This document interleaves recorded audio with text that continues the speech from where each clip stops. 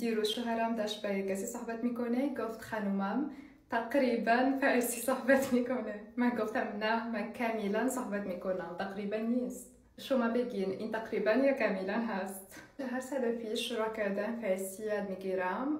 برای تقریبا 3 ماه تنهایی خوندم و هم معلم زبان داشتم و بعدا فقط مکالمه میکردم که تا فارسی من بهتر میشه. 6 زبان‌های دیگه صحبت میکنم ولی واقعا فارسی زبان مورد علاقه من و احساس میکنم که با یادگیری این زبان هم با یک کلچر دیگه جدید آشنا شدم، یک کلچر که خیلی جالب هست. اوکی، چی دیگه صحبت میکنم؟ نمیتونم. احساس میکنم که همه این ویدیو درست کردم تا شوهرم میبینه و میگه وای این خانم چقدر خوب فارسی صحبت میکنه. فقط اینجوری فکر کنم باید بیشتر ویدیوها به فارسی با شما صحبت میکنم تا هم بیشتر تمرین میکنم و فارسی من هم ایمپروو میکنم، تحسین میکنم.